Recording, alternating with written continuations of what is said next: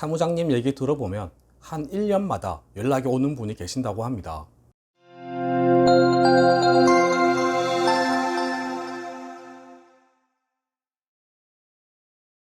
안녕하세요.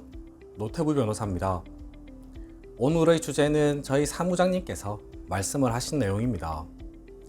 저희 사무장님께서 상담을 하면서 느낀 점이라고 하셨는데요.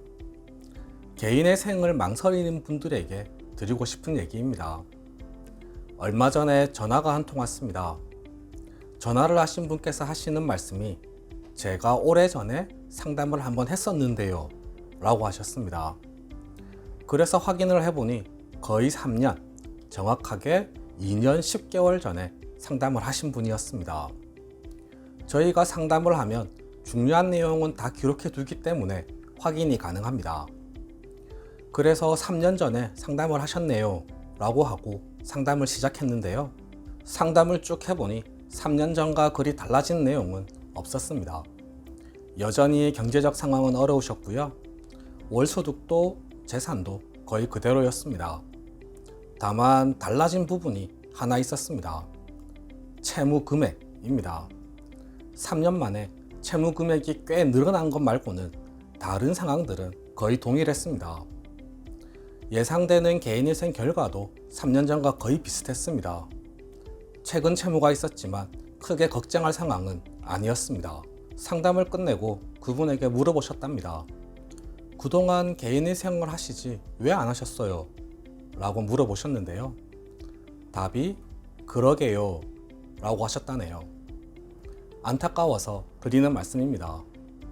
만약 이분께서 3년 전쯤에 상담을 하시고 개인의 생을 진행하셨다면 지금 어떤 상황이었을까요? 정확하게 2년 10개월 전이었으니까요. 넉넉 잡고 4개월 뒤부터 변제금을 납부하기 시작한 것으로 계산해 보면 2년 6개월 변제금 납부하고 지금은 6개월 남은 상황이 되는 겁니다. 6개월만 더 변제금 납부하면 채무가 제로인 상태에서 새롭게 출발을 하실 수 있는 상황입니다. 그런데 그동안 안 하셨으니까요. 상황은 더 악화되었죠. 채무가 늘어났으니까요. 그런데 그분은 또 고민해 보겠다며 상담을 마치셨다고 합니다.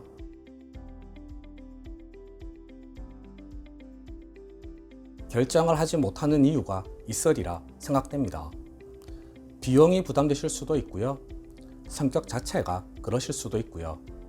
아니면 뭔가 다른 계획이 있으실 수도 있겠죠. 그런데 안타까운 마음이 드는 건 어쩔 수 없습니다.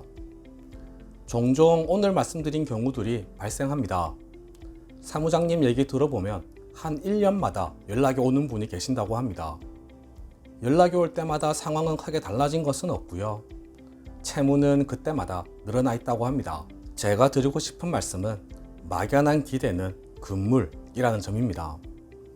개인의 생을 고민하신다면 이미 채무를 감당하기 어려운 상황이 되신 겁니다. 현실입니다. 수익과 지출을 계산해 보시면 사실 간단한 문제입니다. 조금 지나면 달라지겠지 라는 막연한 기대로는 해결할 수 없는 문제입니다. 그렇게 1년, 2년, 3년이 지나고 상황은 더욱 악화되는 겁니다. 나쁜 의도를 가지고 드리는 말씀은 결코 아닙니다.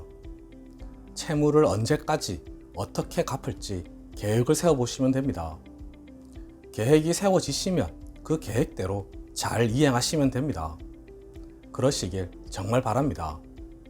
반대로 계획이 세워지지 않으시면 개인의 생을 진행하시기 바랍니다. 미룰 이유가 없다고 생각합니다.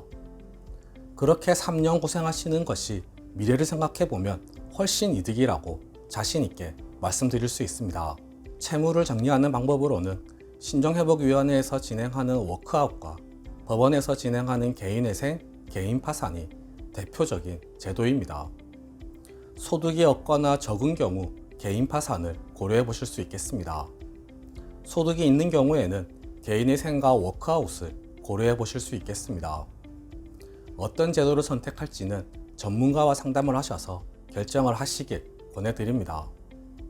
전화해 주시면 의뢰인분들에게 최대한 유리하고 좋은 방법을 안내해 드리고 있으니 부담 가지지 마시고 상담해 주시기 바랍니다. 개인의 생활 고민하고 계신 분들에게 조금이나마 힘이 될 수 있기를 바랍니다. 네, 오늘 준비한 내용은 모두 말씀드렸습니다. 궁금하신 점이 있으시면 댓글에 남겨주시거나 전화주세요. 최대한 친절하게 상담해 드리겠습니다. 이상 노태우 변호사였습니다. 감사합니다.